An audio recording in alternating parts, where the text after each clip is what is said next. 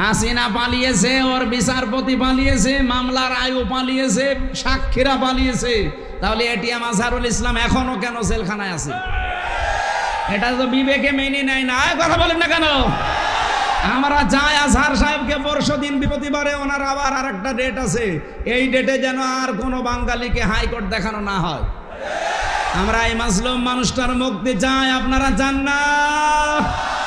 কারা চান দেখি? লিল্লাহে তাকবীর।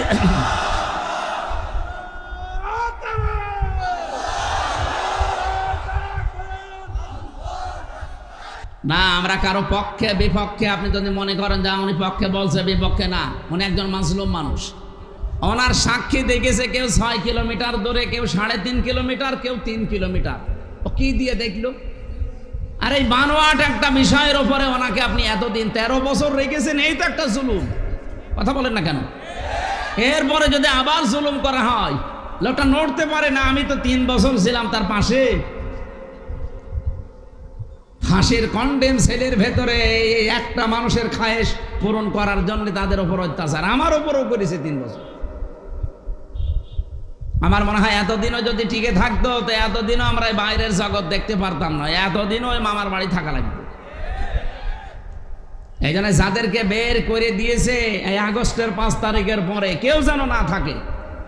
অনেকে তারেক জিয়া বের হয়েছে, তারেক জিয়ার বউ এবং তার মা সবাই যখন খালাস পেয়েছে বলছে এনাদের খালাস দেওয়া ঠিক হয়নি, কারণ এনারা সাজার আসামি ছিল। আরে ভাই, সাজা যে দিয়েছে কি সাজা বলে? এ তো সব বানানো। আর আমি নিজে যেহেতু ভিকটিম, আমি তো নিজে টের পেয়েছি আমার উপরে যে মামলা ছিল পুরাটা বানোয়াট, মিথ্যা। এই জন্য 15.5 বছরে রাজনৈতিক যত মামলা হয়েছে সব মিথ্যার বানোয়াট। এদের মামলাও মিথ্যা, সাক্ষীও মিথ্যা। আমার 4 জন সাক্ষী কুষ্টিয়া থেকে নিয়ে গিয়েছিল, জীবনে তাদের আমি চিনি না। আমি এই আগস্টের 5 তারিখের পরে যেহেতু তারা ভয়ে ভয়ে আছে, একদিন যেয়ে বললাম, ভাই কি সত্যি করে বলেন? আচ্ছা, পুলিশ এসে একদিন রাতের বেলা আমাকে বলছে সাক্ষী যদি না দাও তোমার নামে মামলা দেব। এই হচ্ছে দেশের অবস্থা। এইরকম মামলায় যদি আমি এখন শুধু জামিন না, আমি পুরা খারিজ হয়ে গেছে আমার মামলা।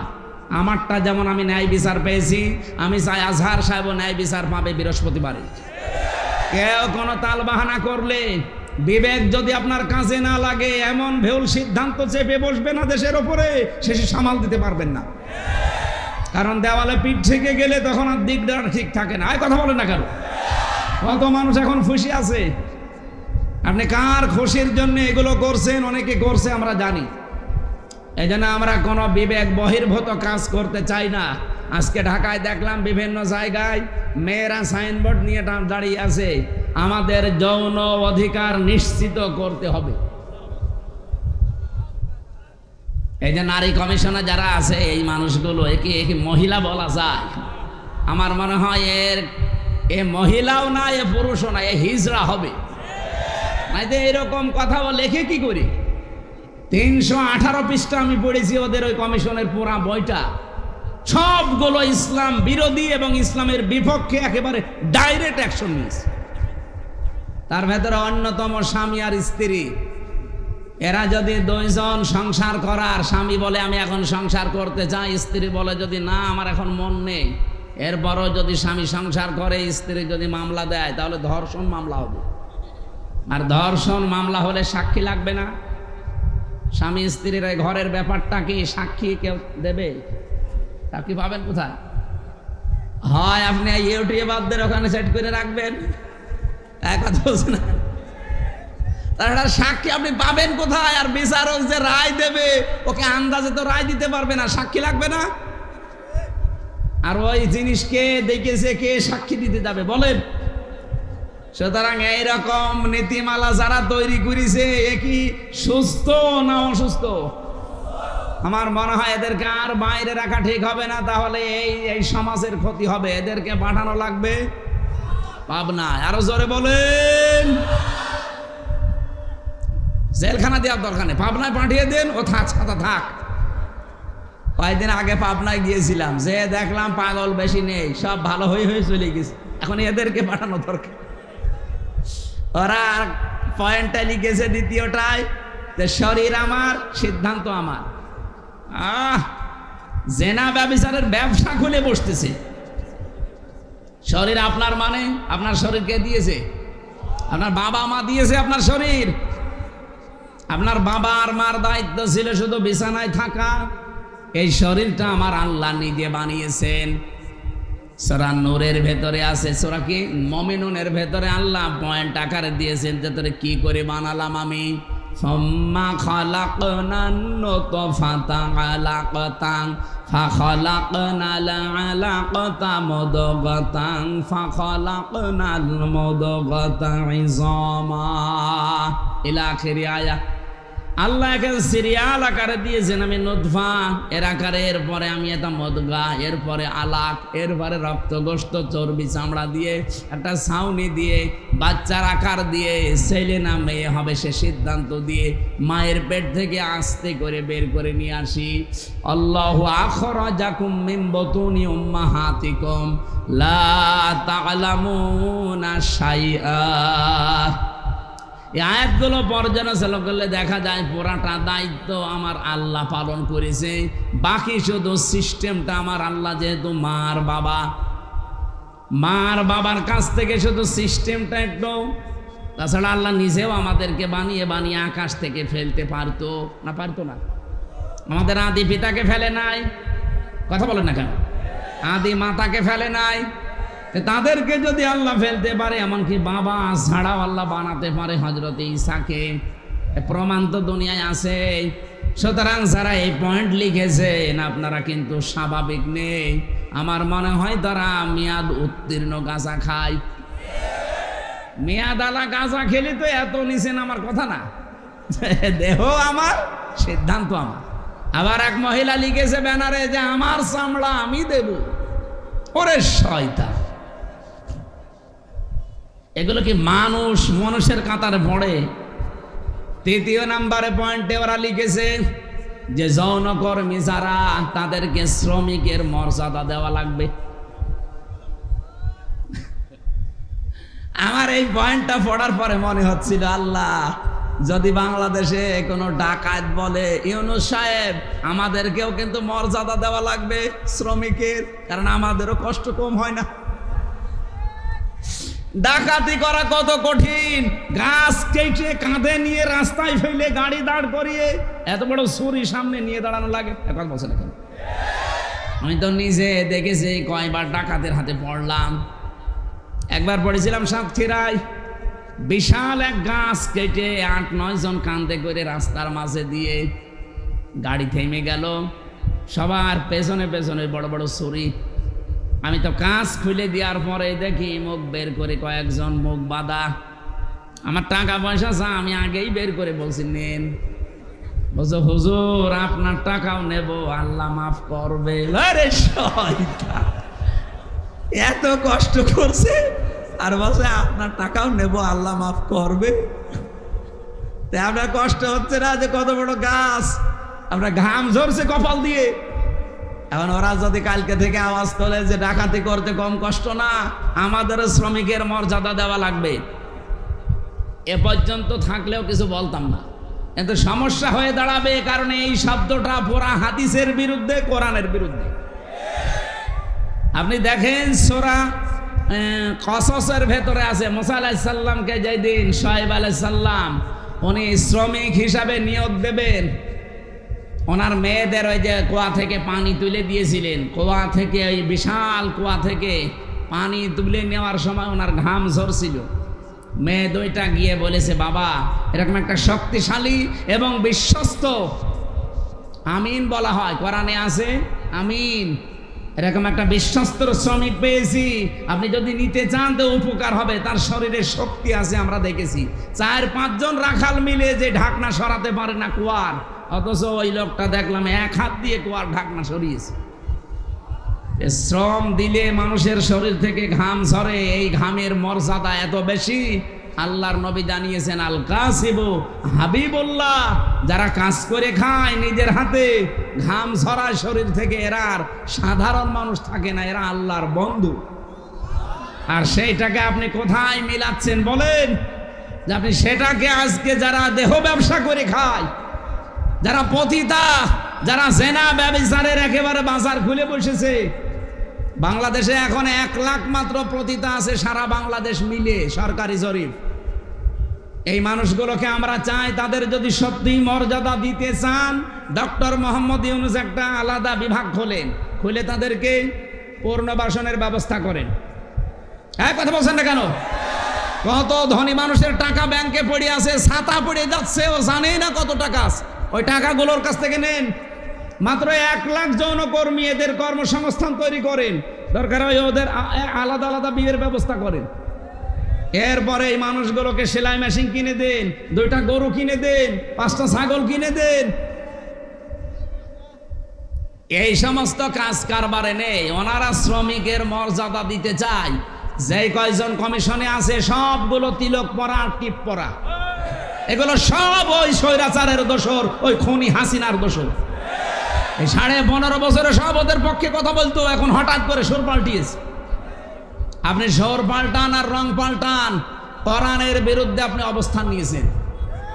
এই জন্য আমরা বারবার বলছি, কমিশনের রিপোর্ট তো দূরের কথা, ও কমিশনই দেশের মানুষ মানে না। এরপরও যদি বাধ্য করেন, আগস্টের 5 তারিখ কিন্তু শেষ হয়ে যায়নি, আবার আসতেছে। এই কথা বলেন না কেন? হাজারো আল্লাহর কোরআনের 13টা আয়াত ওরা ভুল ধরেছে। ভারতে আল্লাহর কোরআনের 26টা আয়াতের বিরুদ্ধে কেস দিয়েছে, আর এখানে অলরেডি 13টা আয়াতের বিরুদ্ধে ওরা মামলা দিয়েছে। মামলায় তো এটা, কারণ এর বিরুদ্ধে অবস্থান নেওয়া। কয়েকদিন পরে দেখবেন বলবে এটা বাতিল করেন, এটা আর মানি না। আল্লাহর কোরআনে আছে, ইউসিকুমুল্লাহু ফি আওলাদিকুম লিযযাকারি মিসলু হাযযিল উনসায়াইন। এই পৃথিবীতে 1 পুরুষ যা পাবে 2 নারী তাই পাবে। এটা নদী মেয়েদের প্রতি অবিচার, বৈষম্য। এই জন্য আয়াত পাল্টাতে হবে। কত বড় ক্ষমতা আপনার! এই জন্য ভুল বিবেক বহির্ভূত কোনো কাজ যদি কেউ করে ফেলেন, আল্লাহর কসম, আল্লাহ কিন্তু ভুল বিষয় চাপিয়ে দেবে। তখন এই যে দাবানল চলবে, তখন ভূমিকম্প আসবে। আমি আর বাকিটা বললাম না। এই জন্য যারা দায়িত্বে আছেন, আহ্বান করে আপনারা এখনো আপনার বিবেকটা কাজে লাগান, নয়তো ভুল বিষয় চেপে বসলে তখন সামাল দেওয়া কঠিন হয়ে যাবে। আল্লাহ আমাদেরকে বোঝার তৌফিক দিন, বলেন আমিন। সূরা তাওবার 100 নম্বর আয়াত আমরা পড়েছি। আমার আলোচনার বিষয় হচ্ছে সাহাবীদের অনুসরণ। এটাতে কত বড় গুরুত্বপূর্ণ জিনিস আমাদের জন্য। আল্লাহর নবী জানিয়েছেন, আল্লাহ আল্লাহ ফি আসহাবি লা তাত্তাখিদুহুম গরাদাম মিন বাদি ফামান আহাব্বাহুম ফাবিহুব্বি আহাব্বাহু গাদাহুম ফাবিবগদি আবগাদাহুম আখায়রু উম্মতি করনি সুম্মাল্লাযীনা ইয়ালুনাহুম সুম্মাল্লাযীনা ইয়ালুনাহুম ইলা আখিরি আয়া, ইলা আখিরিল হাদিস। এটা হাদিসের ভাষা। নবীজি বলেন, পৃথিবীর মানুষেরা আমার সাহাবীদের সম্পর্কে সাবধান। আমার সাহাবীদের সম্পর্কে, আমার সাহাবীদের সম্পর্কে সাবধান। আমার সাহাবীদের সাথে কেউ যদি শত্রুতা করে, সেজন্য আমি নবীর সাথে শত্রুতা করে। একজন আজানের জবাব দিয়ে দেন, দিলে আদায় হয়ে যাবে, দিয়ে দেন, একজন দিয়ে দিন। এই পৃথিবীর কোন মানুষ যদি আমি নবীর সাথে দুশমনি করে, সেজন্য দুশমনি করে কার সাথে? বলেন বলেন, আল্লাহর সাথে। এজন্য আমাদের এই জায়গাটা খুব সেনসিটিভ জায়গা। আল্লাহ এত বেশি প্রশংসা দিয়েছেন সাহাবায়ে কেরামের, যেহেতু আল্লাহ তাদের উপরে বলে দিয়েছেন রাদিয়াল্লাহু আনহুম ওয়া রাদু আনহু। আমি নিজে তাদের উপরে খুশি হয়ে গেছি, যেমন তারা আমাদের উপরে খুশি আছে।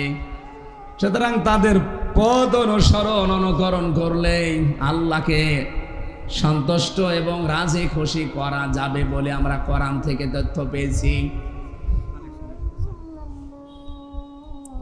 ঠিক আছে, দেখছি এগুলো ওই সময় হয়নি। আপনাদের মনে হয় টাকা পয়সা ঈদগার কাজে লাগাবে, এখনো টাকা উঠে নাই। আমার 2-3 মিনিট সময় চাচ্ছে, দেব। আজানের সময়টা আপনারা যদি যা এনেছেন দেওয়ার জন্য দিতে পারেননি, একটু একটু দিয়ে দেন। কই ভেতরের লোকজন কই? একটু তাড়াতাড়ি করেন ভাই, যারা দাও যে ভেতরে যাচ্ছে যান, খালি বের করে রাখেন, আজান হতে হতে ওরা বের হয়ে চলে যাবে। ওঠে কে? বসেন।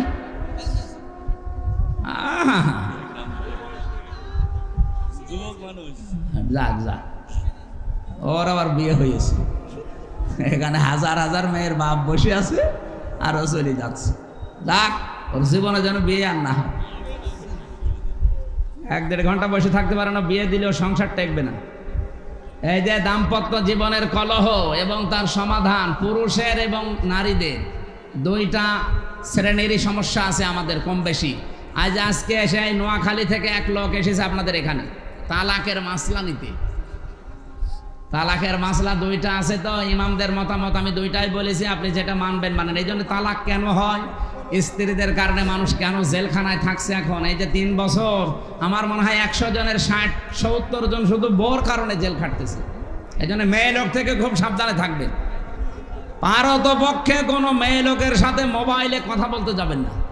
কোন পানি কোন দিকে গড়ে না আপনি মুসিবতে পড়বেন। এই বইটা এই গাড়িতে আছে, যাওয়ার সময় নিয়েছেন, কাজে লাগবে।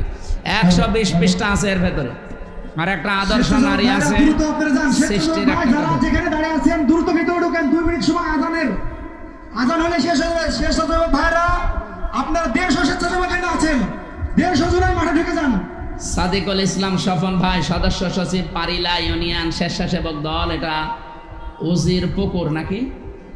5000 টাকা পাঠিয়েছেন, আল্লাহ যেন কবুল করেন, বলেন আমিন। এই ঈদগাটায় আপনারাই বছরে বছরে 2 বার নামাজ পড়বেন, এটা যেন আপনাদের দায়িত্বে দিয়ে গেলাম। শেষ করবেন কাজগুলো যতটুকু আছে। মান বানা লিল্লাহি মাসজিদান আছে, বানাল্লাহু লাহু বাইতান ফিল জান্নাহ। নবীজি বলেন, কেউ যদি একটা সেজদার জায়গা বানিয়ে দেয়, তার জন্য আল্লাহ নিজে জান্নাতে ঘর বানায়। সেজদা দিতে কি পুরা মসজিদ লাগে, পুরা ঈদগাহ লাগে? কতটুকু? একটা টাইলসের জায়গা হলে হয়ে যায় সেজদা দেওয়া। কথা বলছেন না কেন? তাহলে একটা টাইলসের টাকাও যদি আপনি এখানে দেন, তাহলে জান্নাতে আপনি একটা পুরা ঘর পাবেন। এই জন্য মান বানা লিল্লাহি মাসাজিদ, আল্লাহ নবী দেয়নি মাসজিদান। একটা সেজদার জায়গাকে মসজিদ বলা হয়।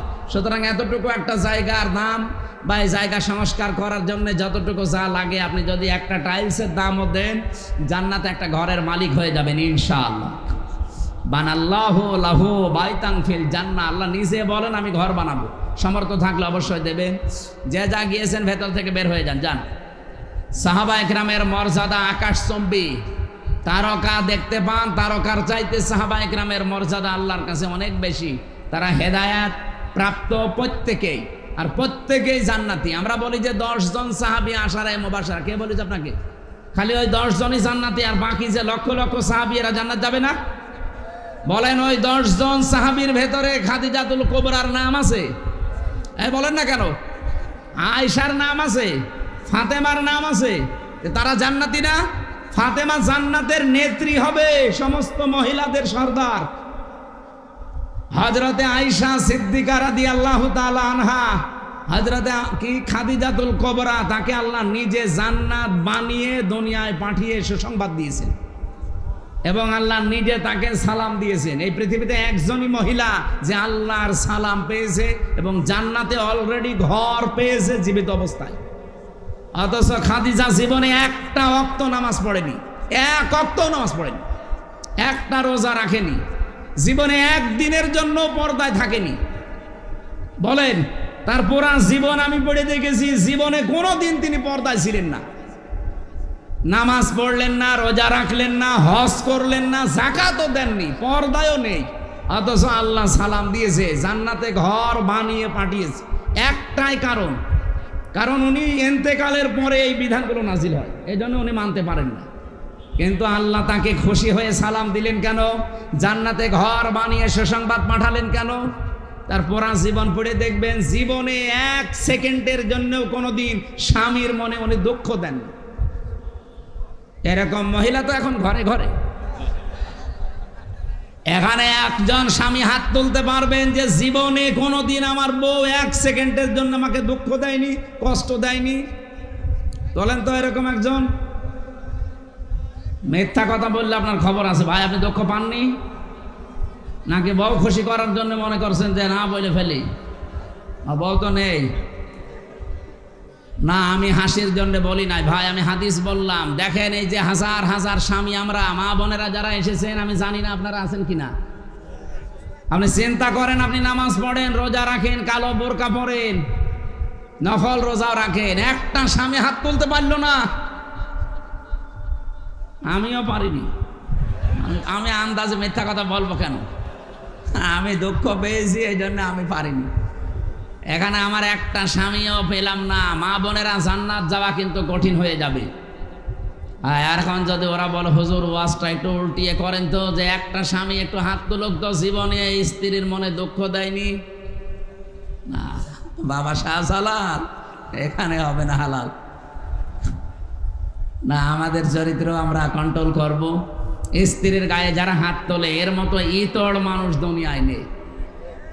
হাত না তুলে, হাত তোলা একেবারে হারাম কাজ না, আপনি তুলতে পারবেন যদি ফরজ নামাজ না পড়ে, দরকার হয় হাত তুলবেন। কিন্তু 4 জায়গায় কিন্তু মারা যাবে না, মুখে, বুকে, পিঠে, মুখে, মাথায়, মুখে, বুকে আর পিঠে, এই 4 জায়গায় স্ত্রী লোকের হাত দেওয়া জায়েজ নেই। যদি এই 4 জায়গা বাদ দিয়ে কোনো জায়গায় মারতে চান, আপনি মারবেন। খালি নামাজ না পড়লে, রোজা না রাখলে, ফরজ রোজা, জায়েজ যে পর্দাটা আছে, এই পর্দাটা যদি না করে, আর 4 নম্বরে যদি স্বামীর জায়েজ কথা না শোনে। কথা বোঝা গেছে? মা বোন যারা এসেছেন, আপনার জান্নাত পাওয়া অতি সহজ। স্বামী যখন বাইরে থেকে আসবে কর্মজীবন শেষ করে, দুনিয়ায় যত কাজ আপনার হাতে থাক সব বাদ। এখন তারে সময় দেওয়া, তার কথা মতো চলা, এখন তাকে খুশি করা পৃথিবীর সবচাইতে বড় ইবাদত। শুধু যদি ফরজ নামাজটা আর ফরজ রোজা নাও। কোন স্বামী যদি পছন্দ করে যে আমার বউ হাতা কাটা ব্লাউজ গায়ে দিলে আমার ভালো লাগে, আপনি তাই দেবেন। কি কথা বলছেন না কেন? ওরা গায়ে দেয় কিন্তু স্বামীর জন্য না, ওই মার্কেটে যাওয়ার সময়। যে মহিলা এরকম উল্টাপাল্টা পোশাক পরে রাস্তাঘাটে আসে, কি স্বামীকে খুশি করার জন্য না পাবলিক? আপনি একটা দাজ্জুস, আর দাজ্জুসের জন্য জান্নাত হারাম। নামাজ পড়ে, রোজা রেখে আর কালো বোরকা পরে কি করবেন? আমরা খাদিজাতুল কুবরার মতো মহিলা চাই। কথা বলেন না কেন? বলতে ঠিক। তো মুহাম্মদ রাসূলুল্লাহর মতো পুরুষ হওয়া লাগবে না? ও তো যৌতুক নেওয়ার উস্তাদ, আবার খাদিজার মতো বউ চাই। আমাদেরকে হওয়া লাগবে চরিত্রবান, মুহাম্মাদুর রাসূলুল্লাহর মতো, খাদিজাতুল কুবরার মতো স্ত্রী আমাদেরকে আল্লাহ মিলিয়ে দেবেন। বলেন আমিন। আমার ভাইরা, সাহাবায়ে কেরামের যেহেতু অনেক অনেক মর্যাদা, আমি সবগুলো না বলতে পারলেও একটু সিস্টেমে বলছি। সাহাবায়ে কেরাম যেহেতু কবুল হয়ে গেছে আল্লাহর দরবারে, ওয়াস-সাবিকুনাল আউয়ালুনা মিনাল মুহাজিরিনা ওয়াল আনসার। এই পৃথিবীতে যারা উপরে গেছে আগে অগ্রভাগ, এবং তাদেরকে যারা অনুসরণ করেছে মুহাজির এবং আনসারদের ভেতরে, আল্লাহ পাক বলেন এই মানুষগুলো অগ্রগামী। আল্লাযীনা তাবাউহুম বিইহসান, আর এদেরকে যারা অনুসরণ করবে তাদের ওপরে আমি আল্লাহর ইহসান, তার মানে আমার বানানো জান্নাত তাদের জন্য। বলেন সুবহানাল্লাহ। সাহাবায়ে কেরামকে আল্লাহর দরবারে কবুল হওয়ার পেছনে আমি এই কয়টা কারণ কোরআন থেকে হাদিস থেকে পেয়েছি। 1 নম্বরে তাদের কয়েকটা গুণ আমাদের ভেতরে থাকা দরকার। 1 নম্বরে পেয়েছি আল্লাহর জন্য তাদের অন্তর নিবেদিত ছিল সব সময়। আপনি যদি কাউকে ভালোবাসেন আল্লাহর জন্য বাসবেন, কাউকে যদি ঘৃণা করেন আল্লাহর জন্য করবেন, কাউকে যদি কিছু দান করেন আল্লাহর জন্য করবেন, কাউকে যদি দান করা থেকে বিরত থাকেন যে আমি দেব না তোরে কিছু, তাও যেন আল্লাহর জন্য হয়, ব্যক্তিগত বা পারিবারিক সামাজিক কোনো কারণে না হয়। কথা বোঝা গেছে? আল্লাহ রাব্বুল আলামিন বলেন যে মানুষটার মন মানসিকতা আল্লাহর জন্য নিবেদিত থাকবে সব সময়, এটা সাহাবীদের ভেতরে ছিল। দুনিয়া একদিকে আর আমার আল্লাহর বিধান একদিকে, এই জন্যে তারা আল্লাহর দরবারে খুব তাড়াতাড়ি মঞ্জুর হয়েছিলেন। 2 নম্বরে তাদের মুখে যা ছিল ওইটা তাদের মনে ছিল। মুখে বললে ওইটা মন থেকে বলতেন, লোক দেখানোর জন্য বলতেন না। 3 নম্বরে বেশি তারা নিজের উপরে অন্যকে প্রাধান্য দিতেন, যদিও নিজের অনেক কিছুর দরকার আছে, প্রয়োজন আছে, এরপরও তারা অন্যকে অগ্রাধিকার দিতেন। এই একটাই মাত্র কারণ, পুরাটা 7টার ভেতরে এইটা। নিজের প্রয়োজন থাকার পরেও অন্য ভাইয়ের প্রয়োজনকে সামনে দেওয়া, অগ্রাধিকার দেওয়া। আল্লাহ পাক এত বেশি খুশি হতেন তাদের উপরে এই কারণে যে রাদিয়াল্লাহু আনহুম ওয়া রাদু আনহু, এই আয়াত তাদের জন্য আল্লাহ নাযিল করে দিয়েছেন। আল্লাহ এতটুকু বলে যদি আয়াতটা শেষ করে দিতেন, এই আয়াতটা আমি পড়তাম না। এর পরবর্তী কিছু সুসংবাদও দিয়েছেন, ওয়া'আদ্দা লাহুম জান্নাত। আল্লাহ তাআলা বলেন আমি প্রস্তুত করে অলরেডি রেখে দিয়েছি এমন একটা বাগান, তাজরি মিন তাহতিহাল আনহার। না না, ভুল হয়েছে। তাজরি তাহতাহাল আনহার, মিন নেই এখানে। মিন যদি থাকতো তাহলে তাহাতি হতো, যেহেতু মিন নেই এই জন্য কোরআনে একটা জায়গায় শুধু তাজরি তাহাতাহাল আনহার, এমন একটা নদী আর নহর প্রবাহমান বাগান বানিয়েছি। খালিদিনা ফিহা আবাদা, চিরকাল আমি আল্লাহ তাদেরকে ওই জায়গায় থাকতে দেব। যালিকাল ফাউজুল আযীম, এটাই জীবনের মহা সফলতা। বলেন সুবহানাল্লাহ। এই আয়াতটার ভেতরে আমি কয়েকটা তথ্য পেয়েছি। সূরা হাশরের 9 নম্বর আয়াতের ব্যাখ্যা পেয়েছি। ওয়ায়ুসিরুনা আলা আনফুসিহিম ওয়ালাউ কানা বিহিম খাসাসা। আল্লাহ পাক বলেন ওদের নিজেদের প্রয়োজন আছে, এরপরও তারা অন্যকে অগ্রাধিকার দিয়েছে। হযরতে আনাস রাদিয়াল্লাহু তাআলা আনহু বলেন, নবীজি মসজিদে নববীতে 2-2-3-3 পরপর 3 দিন মেহমান এসেছে তার কাছে। একবারে মেহমান আসার পরে রাতের বেলা আসার পর বিশ্বনবী ডাক দিয়ে বললেন, আজকে এই মেহমানটা নিয়ে যাওয়ার মতো আমার ক্যাপাসিটি নেই, তোমাদের যদি কারো থাকে ক্যাপাসিটি তাহলে বলো, একটু নিয়ে যাও। হযরত আনাস বললেন, নবী আমার কাছে দেন। নিয়ে গেলেন বাড়িতে, স্ত্রীকে বলে নবীর মেহমান, যা পারো খেতে দাও। স্ত্রী ঘরের ভেতরে ডাক দিয়ে বলছেন, দেখেন যা খাবার আছে 2টা ছেলে মেয়ের শুধু হবে, আমরাই না খেয়ে থাকবো মনে করছিলাম, আপনি এরপরে আবার মেহমান নিয়ে এসেছেন। ঠিক আছে, নিয়েই যখন এসেছেন আর রাসূলুল্লাহর মেহমান, আপনি এক কাজ করেন, আপনি একটু মেহমানকে নিয়ে গল্প করেন, কথাবার্তারা বলতে থাকেন। আমি এই ফাঁকে 2টা বাচ্চাকে ঘুম পাড়িয়ে দেই। ঘুম পাড়িয়ে দিয়ে নিজের মেহমানকে সাথে নিয়ে আপনাকে আমি তখন বাচ্চাদের খাবারটা দিয়ে দেব। এরপরে আমি নিজের থেকেই বাতি লিভিয়ে দেব। আপনি অন্ধকারের ভেতরে শুধু মুখ নাড়াতে থাকবেন আর মেহমানকে খাবারটা দিতে থাকবেন আর বলবেন, এই তো আলো নিয়ে আসো, আলো নিয়ে আসো। কয়েকবার বলতে বলতে যখন খাবার শেষ হয়ে যাবে, আপনি শুধু মুখ নাড়াতে থাকবেন আর হাত নাড়াবেন, অন্ধকারের ভেতরে যেন সে মেহমান বুঝতে পারে যে না, আপনিও খাবার চালাচ্ছেন। শেষ হয়ে গেল খাবারটা এভাবে। সকালবেলা মসজিদে নববীতে হযরতে আনাস বলেন, আমি নামাজে গেছি, নবীজি আমাকে ডাক দিয়ে বললেন, মেহমানের সাথে কি ব্যবহার করলে, কেন? আল্লাহর আরশ পর্যন্ত খুশি হয়ে গেছে, তোমাদের নামে সূরা হাশরের 9 নম্বর আয়াত নাজিল হয়ে গেছে। নিজেদের প্রয়োজন থাকার পরও যারা অন্যের অগ্রাধিকার দেয়, অন্যকে গুরুত্ব দেয়, তাদের জীবনটা সাহাবীদের মতো আল্লাহ কবুল করে নেয়। আজ বাংলাদেশে এটা খুব বেশি দরকার। এই কথা বলছেন না কেন? এটা আজকে দল মত জাতি বর্ণ ধর্ম নির্বিশেষে খুব বেশি দরকার। যদি সাহাবীদের মতো কবুল হতে চান, গ্রহণযোগ্য হতে চান, নিজের প্রয়োজন থাকার পরও অন্যেরটা অগ্রাধিকার দেবেন। এটা আমাদের অনেকের মন আছে, কিন্তু আমরা পেরে উঠি না বড় কারণে। আমার বোনের জন্য, আমার ভাইয়ের জন্য, আমার চাচার জন্য, আমার ফুফুর জন্য আমার মন আছে, আমি কিছু করব। আমার অগ্রাধিকার দেওয়া দরকার তাদের গুরুত্বের, তাদের পরিবারের, তাদের অসচ্ছলতার। কিন্তু অনেক পরিবারে আছে বউ শুধু টান দিয়ে ধরে, না অত দরকার কি? এরকম বউ দেশে নেই? কার বউ এরকম আছে মন ছোট? হাত তোলেন তো। না, এলাকায় ওসব নেই। এরপরে সাহাবায়ে কেরাম কবুল হওয়ার পেছনে কারণ পেয়েছি 4 নাম্বার, তারা লোক দেখানো কোনো কাজ করতেন না। আল্লাহ পাক বলেন, আল্লাযীনা হুম ইউরাউনা ওয়া ইয়ামনাউনাল মাউন। আমরা যা করি যতটুকু ছোট হোক আর বড় হোক যেন আল্লাহর জন্য হয়। 5 নাম্বারে পেয়েছি তারা কাফেরদের প্রতি বড় কঠোর ছিলেন।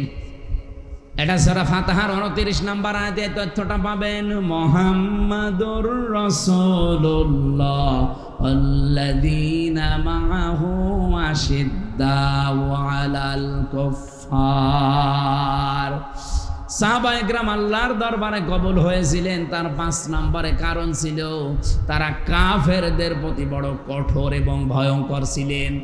আজ যারা কোরআনের বিরুদ্ধে 13 জায়গায় হাত দিয়ে কোরআন পাল্টাতে চায়, এরাও কাফের। বাংলাদেশে দলমত দেখা যাবে না, এই জায়গায় নবীর উম্মত এবং সাহাবীদের অনুসরণ করার ক্ষেত্রে কঠোর হওয়া লাগবে। আমরা কঠোর হতে রাজি আছি না? সামনে সব দলমত নির্বিশেষে কঠোর হয়ে যাবে। আইন পাশ করা দূরের কথা, ওরা যেন ভয়ে কাঁপতে থাকে। আমরা তো আল্লাহর দরবারে সাহাবীদের মতো কবুল হতে চাই। আল্লাহ আমাদের তৌফিক দিন, আমিন। আরো জোরে বলেন। দুনিয়ায় সেই কয়দিন বেঁচে আছেন, আমি কালকে নাটোরে লালপুর না বাগাতে পড়াইছিলাম, ওখানে এই পয়েন্টটা বলেছিলাম, কেউ যদি জুলুম করে সামনে মনে করেন যে আমি অমুক জায়গায় পৌঁছাবো, জীবনও পারবেন না। সাদ্দাত যেমন পারে নাই, জুলুম করে জান্নাত বানিয়েছিল, জান্নাত ভোগ করতে পারে নাই, দেখতেও পারে নাই, এমনকি চৌকাঠে পা দেওয়ার আগেই তার মরণ হয়েছে। হাসিনাও জুলুম করে করে টার্গেটে পৌঁছাতে চেয়েছিল 41 সাল, 41 সাল দিতে দেয়নি, 24 সালে শেষ।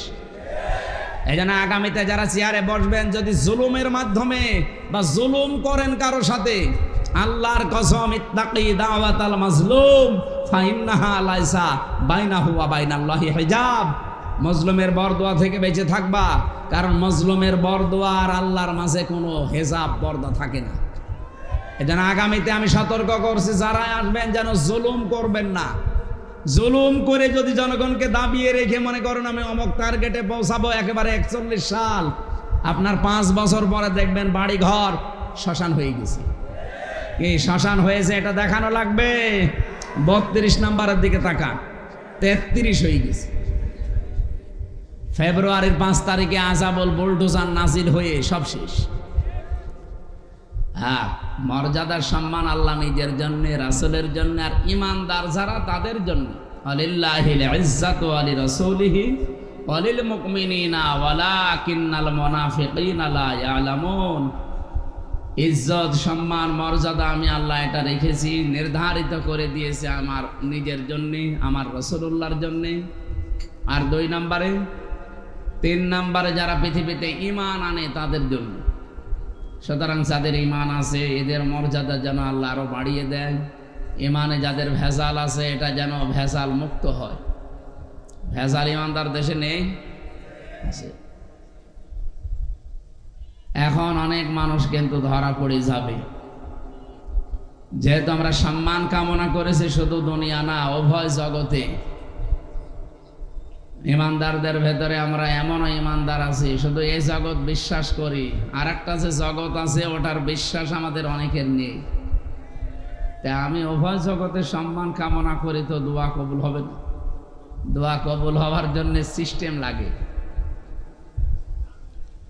এই জন্য যারা উভয় জগতে বিশ্বাসী, এইরকম মানুষ যারা এখানে এসেছেন, আল্লাহ পাক দুনিয়া আখিরাত মিলে তাদের মর্যাদা সম্মান আমরা চাই যেন আরো বেড়ে যায়। এই কথা বলা যাবে না ভাই। যে আয়াত দিয়ে সম্মানের কথা জানালাম, এই আয়াতটা পরিচিত না অনেকের? সূরা আলাম নাসরার ভেতরে আছে 4 নম্বর আয়াত, আরফা'না লাকা যিকরাক। যদিও এই লাকা দিয়ে বিশ্বনবী মুহাম্মদুর রাসূলুল্লাহকে আল্লাহ উদ্দেশ্য করে জানিয়েছে, হে নবী, আমি কি আপনার নামকে, সম্মান মর্যাদাকে উপরে তুলি নাই? কত উপরে তুলেছি। আমার নাম যেখানে, সেখানে আপনার নাম আমি লিখে দিয়েছি। আমাদের আদি পিতা হযরত আদম আলাইহিস সালাম, আপনারা জানেন, এই পৃথিবীতে 350 বছর পর্যন্ত তিনি কেঁদেছিলেন, তো মাপ পাননি। তিনি যখন 350 বছর পরে বললেন, আল্লাহ মুহাম্মদুর রাসূলুল্লাহর ওসিলায় আমাকে মাফ করে দাও, আল্লাহ মাফ করে দিয়েছিলেন। কিন্তু প্রশ্ন করেছিলেন যে এই নাম তুমি জানলে কি করে, কোথায় পেয়েছো এই নাম?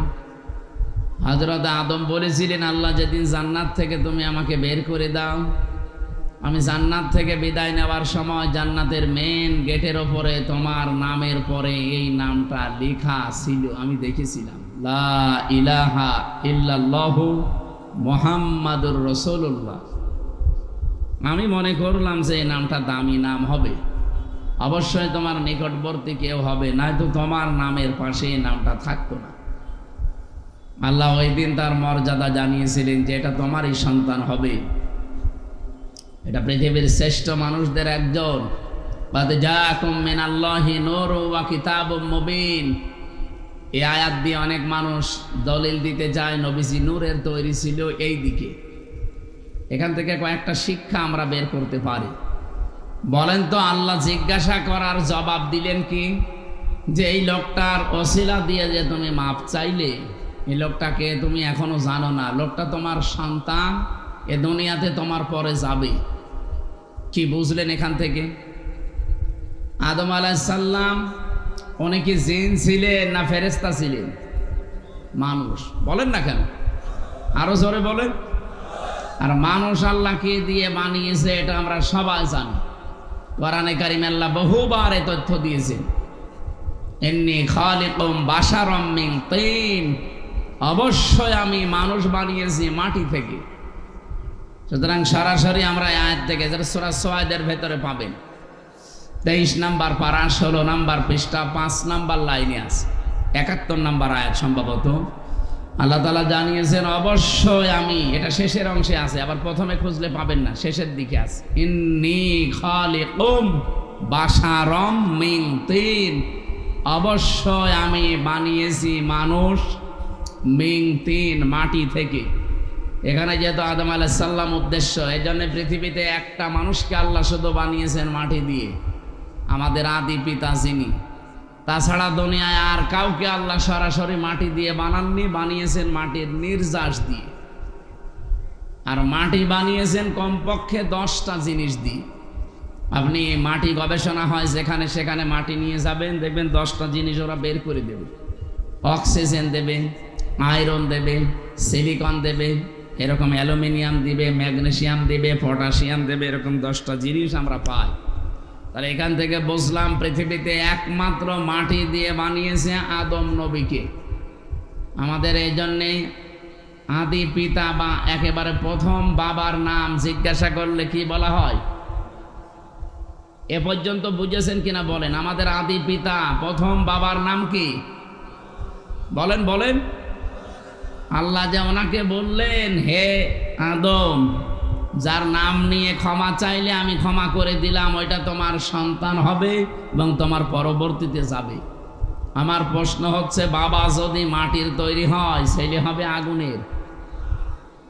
কমন সেন্স কি বলে আপনার? কুল ইন্নামা আনা বাশারুম মিসলুকুম, হে নবী আপনি বলেন আমি তোমাদের মতোই মানুষ। ইউহা ইলাইয়া, পার্থক্য এতটুকু, আমার প্রতি ওহী আসে, তোমাদের প্রতি আসে না, এতটুকু আছে। কিন্তু আমার বাবা যেহেতু আদম, বাবা যদি মাটির হয়, ছেলে কোনোদিন আগুনের হয় না, তাহলে তো সিস্টেম পাল্টিয়ে যায়।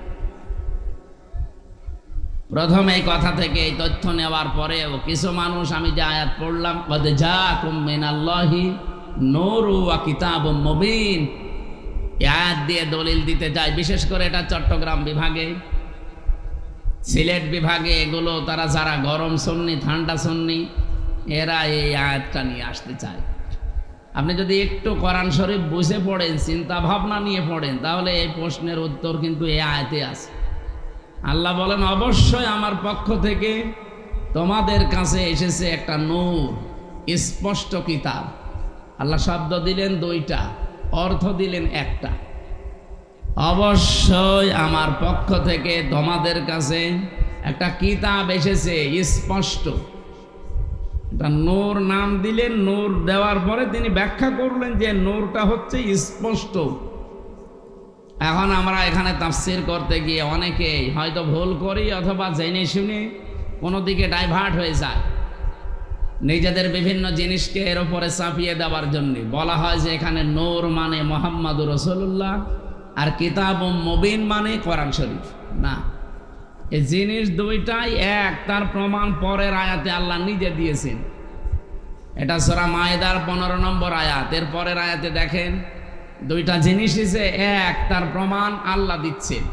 এদিকে তাকান, আল্লাহ পাক বলেন ইয়াহদি বিহিল্লাহ, এইটার দ্বারাই আমি হেদায়েত করি, পথ দেখাই। যেহেতু আল্লাহ এখানে ইয়াহদি বিহি এই শব্দটা আল্লাহ বহু বচন দেননি, দ্বিবচন দেননি, এক বচন দিয়েছেন।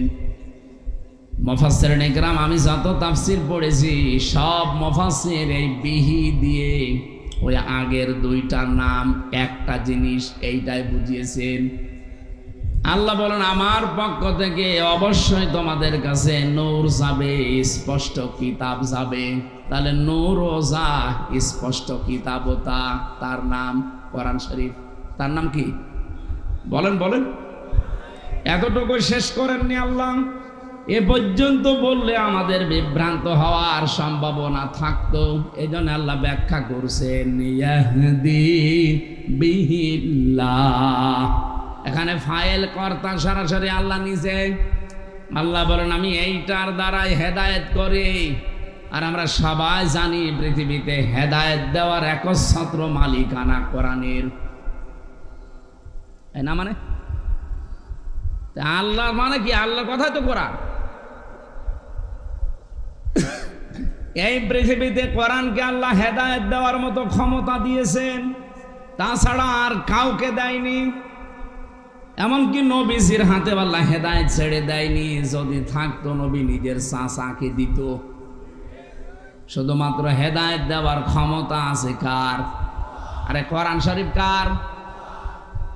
এই জন্য যালিকাল কিতাবু লা রাইবা ফিহি, এই যে কিতাবের আগে আলিফ লাম দিয়ে আল্লাহ নির্দিষ্ট করে দিয়েছেন একটাই মাত্র কিতাব দুনিয়ায় পাঠালাম যেটা মানুষকে হেদায়েত দিতে পারে। এবার আসেন আমরা মূল কথায় যাইতে চাই। যেহেতু পৃথিবীর একখানা কিতাব আছে মানুষকে হেদায়েত দিতে পারে, আর কেউ পারে না, সেই হিসাবে আল্লাহ কিতাবের নাম এখানে নূর বলার পরে আবার উল্লেখ করেছেন ওয়া কিতাবুম মুবিন। ওই নূরটাই হচ্ছে স্পষ্ট কিতাব। কোরআন শরীফে তাফসিরে এটা হচ্ছে মাযহারির ভেতরে আছে 55টা নাম পাবেন আপনি কোরআনের। 55টার ভেতরে 5 নাম্বার নাম আপনি এইটা পাবেন। আমি 55টায় নাম পড়ে দেখেছিলাম। কোরআনের নাম হচ্ছে আল কোরআন, আল ফুরকান, আল কিতাব, আন নূর, আত তানজিল। এভাবে একটা একটা করে আপনি নাম পাবেন 55টা। যেহেতু কোরআনের নাম আমার আল্লাহ নিজে নূর দিয়েছেন, আর এই কোরআনের বরকত অথবা এই কোরআনের পরিস্থিতি আমাদের কাছে আরো স্পষ্ট করার জন্য পরবর্তী শব্দে আল্লাহ কিতাবুম মুবিন লাগিয়েছেন। আমাদের রাজশাহী, খুলনা, রংপুর এই সমস্ত বিভাগে যেহেতু সমস্যা একটু কম এই শব্দ নিয়ে, তারপরেও স্পষ্ট করছি নবীজি নূরের তৈরি বললে তার সম্মান বাড়ে না, আরো কমে যায়। বাবা সেইটার আপনি সন্তানকে ওইটা বলে চালাবেন। বিশ্বনবী মুহাম্মদ রাসূলুল্লাহ, এখান থেকে আপনি প্রমাণ আজকে পেলেন ইয়াহদি বিহিল্লাহ। এই বিহি এক বচন, এজন্য পৃথিবীতে কোরআন শরীফ হচ্ছে নূর, আর মুহাম্মদ রাসূলুল্লাহকে আল্লাহ নূর দিয়ে বানিয়েছেন। এই আয়াত দিয়ে দলিল দিয়ে আপনি একটা পাগল। তাহলে বিহি আল্লাহ দিত না, বিহি মা দিত, যে নবীজি এবং কোরআন শরীফ এই দুইটা দিয়ে আমি হেদায়েত দান করি। বিহি মা দিল না কেন? আমি আলেমদেরকে বলছি যারা একটু লেখাপড়া করেন এই আয়াতটা নিয়ে বাড়ি যারা চিন্তা ভাবনা করবেন। আমার তো মাথা ছোট, ভুল হতে পারে। যাদের মাথা বড় বড় আছে, বড় মাথায় আরো এই যে এক হুজুর বসে আছে না, কি যেন গোলাম রব্বানি, কি মাথা দেখেছি? আমার মনে হয় 2 মাথা মিলে ওনার মতো হবে। তো ওনার মতো বড় বড় মাথা যাদের, তারা যেন আরো একটু চিন্তা ভাবনা করে। বিহি আর বিহিমা, ইয়াহদি বিহিল্লাহ মানিত্তাবা রিদওয়ানাহু সুবুলাস সালামি ওয়া ইখরিজুহুম মিনাজ যুলুমাতি ইলান নূর। আল্লাহ পাক বলেন এইটার দ্বারাই আমি হেদায়েত করি। এইটা মানে এখানে এক বচন কোরআন। মানিত্তাবা, যে ব্যক্তি অনুসরণ করবে কোরআনকে, রিদওয়ানাহু, এবং তার সন্তুষ্টি চাইবে, তার মানে আল্লাহর। সবুলাস সালাম, সবুল বহুবচন, সালাম আল্লাহ পাক তার নিজের নামটা এখানে দিলেন। পৃথিবীতে যত শান্তির পথ আছে সব আমার আল্লাহ এই কোরআনে দিয়েছেন। এই শান্তির পথ আমার আল্লাহ তাকে নসিব করবেন যদি এটার অনুসরণ করা হয়। ইখরিজুহুম, তিনি বের করবেন তোমাদেরকে। ইখরিজুহুম দিয়েছেন, তিনি বের করবেন তোমাদেরকে মিনাজ যুলুমাতি ইলান নূর, অন্ধকার থেকে আলোর দিকে। আর যেটা দিয়ে তিনি বের করবেন তার নাম যে নূর। আমরা বলি কোরআন, নাম কি? আমার মনে হয় এই প্রশ্নের উত্তর আর দেওয়ার দরকার নেই, আপনি স্পষ্ট হয়ে গেছেন। যে কথা বলতে চাই এখান থেকে, মুহাম্মদুর রাসূলুল্লাহর নাম নিয়ে হযরতে আদম নবী একদিন 2 দিন না 300 বছর কন্দন করেও মাপ পাননি। শেষে এই নামটার কারণে আল্লাহ মাফ করে দিয়েছিলেন। এই জন্যে সম্মান মর্যাদা দুনিয়াতে আল্লাহ যত বেশি এই পৃথিবীতে দিয়েছেন, একেবারে সে আরশের মেন দরজা থেকে শুরু করে জান্নাতের মেন গেট থেকে শুরু করে তামাম পৃথিবীতে যেখানে আল্লাহর নাম সেখানে রসুলের নাম। কি আপনি দেখেন বাংলাদেশে প্রায় 1110 কিলোমিটার পথ, টেকনাফের একেবারে শেষ গ্রাম থেকে পঞ্চগড়ের তেতুলিয়ার ওই বাংলা বান্দা পর্যন্ত সব মিলিয়ে আপনি হিসাব করে দেখবেন 1110 কিলোমিটার। কত?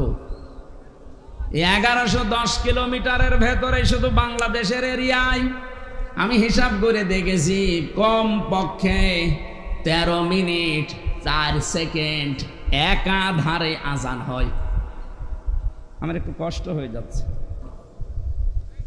আমার ভাইরা, টেকনাফের একেবারে শেষ গ্রাম থেকে যখন আজান আরম্ভ হয়, এরপরে হয়তো আসবে বখিয়া, এরপরে চট্টগ্রাম, এরপরে বান্দরবন, এভাবে একটা একটা করে আপনি আস্তে আস্তে দেখবেন টেকনাফ থেকে একেবারে তেতুলিয়ার বাংলা বান্দা পর্যন্ত 0 পয়েন্ট, ওরা একাধারে 13 মিনিট 4 সেকেন্ড আজান হতে আছে, 1 সেকেন্ডও বাদ নেই। যেখানে আল্লাহর নাম উচ্চারণ হবে আশহাদু আল্লা ইলাহা ইল্লাল্লাহ, মুয়াজ্জিন সঙ্গে সঙ্গে বলবে আশহাদু আন্না মুহাম্মাদুর রাসূলুল্লাহ, বলবে না? আল্লাহ বলেন রাফা'না লাকা যিকরাক, আমার নাম যেখানে আমি আপনার নাম ওই জায়গায় উপরে তুলে দিয়েছি। আমার নামকে ডাকার পরে অনাসেই মানুষ দেখবেন আপনার নামটা উচ্চারণ করবে। এই জন্যে সম্মান মর্যাদা উচ্চতা এটা আমার জন্যে, আমার রাসূলের জন্যে, আর যারা ঈমান এনেছে তাদের জন্যে। সুতরাং সম্মান মর্যাদা যাদের কামনা করেছি আল্লাহ যেন উভয় জগতে তাদের ঈমানের উপরে টিকে থাকার তৌফিক দেন, বলেন আমিন। অনেক মানুষ হয়তো টিকে থাকে, মরণের সময় এলোমেলো হয়ে যায়। কি এলোমেলো হয়ে যায় না? আজরাইলকে দেখার পরে হয়তো পাল্টিয়ে যায় না। আমরা চাই এই গুরুত্বপূর্ণ সময়েও তাদের ঈমান যেন টিকে থাকে, বলেন আমিন। দল মত জাতি বর্ণ ধর্ম নির্বিশেষে আজকের এই অনুষ্ঠান, এটা কি শুধু মুসলমানদের না?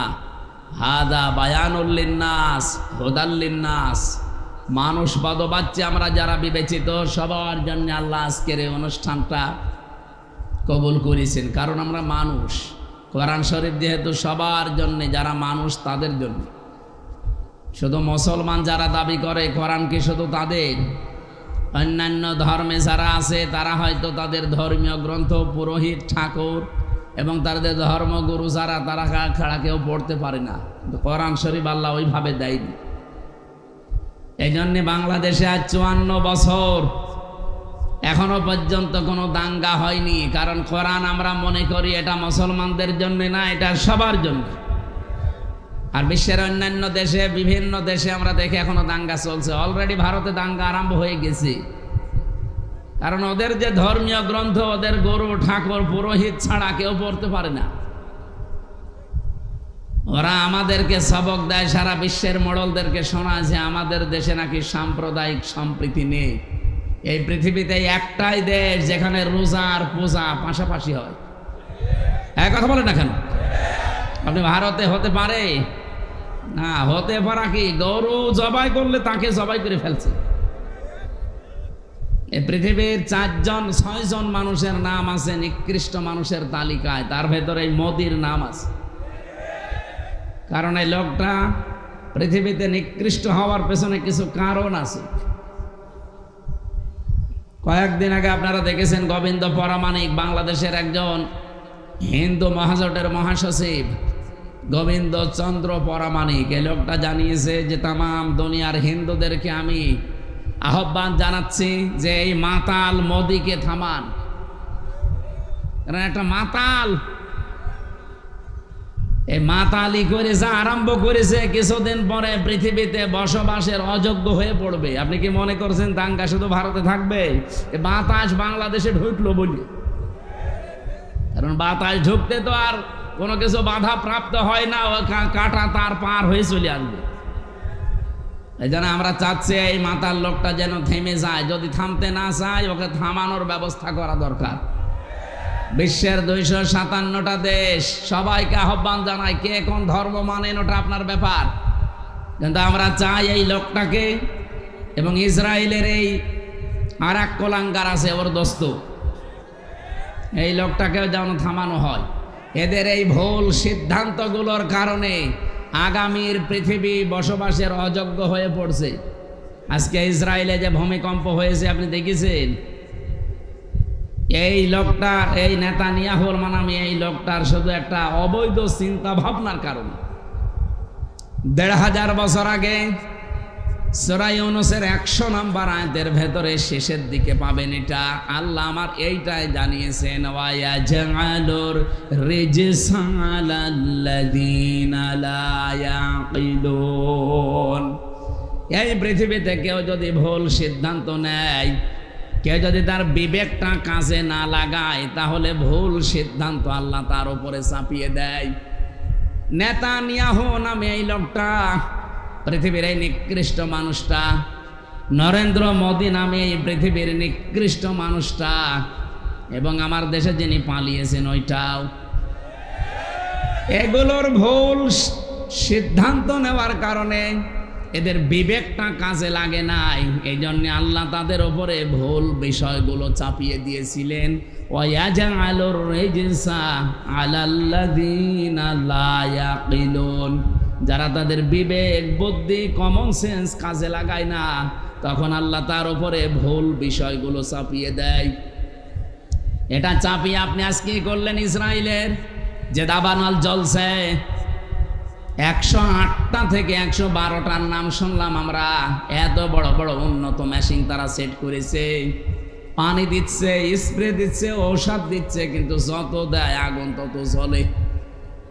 কারণ এই আগুন তো আর হামসা লাগায়নি, আগুন লাগিয়েছে কে? আরো জোরে বলেন কে? আপনি কি করবেন এখন? দাবানল, এরপরে আবার ভূমিকম্প। এ ভুল সিদ্ধান্ত যদি আপনি না নিতেন, আপনি বলা তো ঠিক না, ওরে শয়তান বলা দরকার। এই শয়তান যদি ভুল সিদ্ধান্তটা না নিত, তাহলে আমার মনে হয় এই পৃথিবীতে এই বিপর্যয়টা নেমে আসতো না। এই দেলাওয়ার নামে এই লোকটারে জবাই করা দরকার। শয়তান এই 24 ঘন্টার মনে হয় 18 ঘন্টা কল দেয়।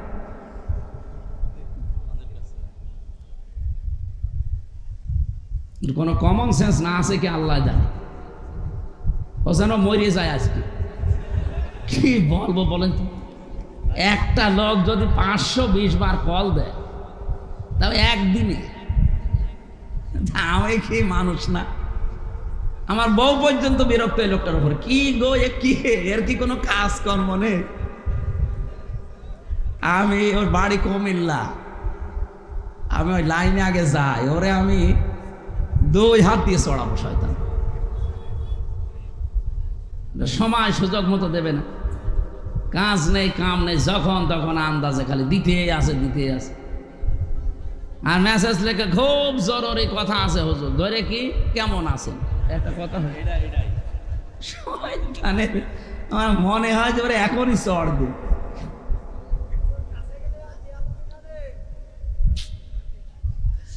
আমার ভাইরা, এই জন্য ভুল যারা সিদ্ধান্ত চাপিয়ে দিচ্ছেন, আল্লাহ এমনি না, ভুল বিষয়গুলো আল্লাহ চাপিয়ে দেবেন যদি বিবেককে কাজে না লাগান। আজ নেতানিয়াহুর কারণে তাদের দেশটা ধ্বংস হয়ে যাচ্ছে। আমার মনে হয় এভাবে যদি আর মাত্র 8-10 দিন চলতে থাকে দাবানলটা আর এই ভূমিকম্প, দেখবেন বিশ্বের মানচিত্র থেকে অভিশপ্ত রাষ্ট্র এই ইহুদিরা, এই ইসরায়েল আর থাকবে না। ঠিক ওর বন্ধু যেহেতু এটা ও যা আরম্ভ করেছে তার বিবেক কাজ করছে না। আজ আমি কালকে কয়েকটা ইন্টারন্যাশনাল রিপোর্ট পেয়েছি, আন্তর্জাতিক, আপনার মাথা খারাপ হয়ে যাবে। এই যে আজ 9 মাস চলছে হাসিনা পালিয়ে যাওয়ার, এই 9টা মাসইও বারবার চেষ্টা চালিয়েছে এই দেশে যেন অন্তত বিডিআর হত্যা আর শাপলা চত্বরে হেফাজত হত্যার বিচার কেউ যেন না তোলে। কারণ ভালো করে জানে যে 2টা ঘটনা একেবারে ডাইরেক্ট ঘটিয়েছে মোদি। এখন সব প্রমাণ একেবারে হাতে নাতে ধরা পড়ছে। দিগন্ত টেলিভিশন এমনি বন্ধ করে নাই, ইসলামী টেলিভিশন এমনি বন্ধ করে নাই, কারণ এদের কাছে সব ভিডিও ফুটেজগুলো এখনো আছে, এখন তারা সব ছাড়তেছে। সাগর রনিয়েত্তি এমনি হত্যা হয় নাই, বহু রিপোর্ট তাদের কাছে গোপন বিষয় ছিল, ওদেরকে একটু সাহায্য করেছে, তাকেও দুনিয়া থেকে বিদায় করে দিয়েছে। এখন রিপোর্টগুলো যেহেতু হাওয়ায় ভেসে বেড়াচ্ছে, আর বিশ্বের আন্তর্জাতিক মহল যারা, তারা আমাদের চাইতে আপনাদের চাইতে অনেক চালাক। আমি রিমান্ডে গিয়ে তা টের পেয়েছিলাম, ওই 10 দিনে বহু কিছু দেখেছি। ইসরায়েল থেকে যে উন্নত প্রযুক্তির মেশিন তারা নিয়ে এসেছে, আপনি পায়খানার ভেতরে কি করেন ওইটা ওরা দেখতে পায়। এই যে আগস্টের 5 তারিখের পরে বিভিন্ন জায়গায় চাঁদাবাজি আরম্ভ হয়েছিল, এলাকায় হয়েছে কি আমি জানি না। ওই যে নারায়ণগঞ্জে বন্দরে রাত 2টার সময় গেছে চাঁদা চাইতে, পরে ধরা পড়ে গেছে। ও বলছে আমি রাত 2টার সময় আসলাম, তারপরও ধরে ফেললো। আরে ভাই, রাত 2টা আপনি বাড়ির ভেতরে বসে বসে কি চিন্তা ভাবনা করছেন, কোন দিকে তাকিয়ে আছেন? ওরা ওই বসে বসে টিভি অফিসে দেখতে পায়। এমন মেশিন নিয়ে এসেছিল।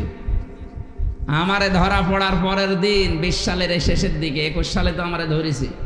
যেই দিন ধরেছে ওই দিনই আমার নাম্বার, যেখানে যার আত্মীয় স্বজন সবগুলো ট্যাগ করা, কে কোথায় কি আমার পক্ষে বিপক্ষে বলছে সব ওরা আমাকে শোনাচ্ছে।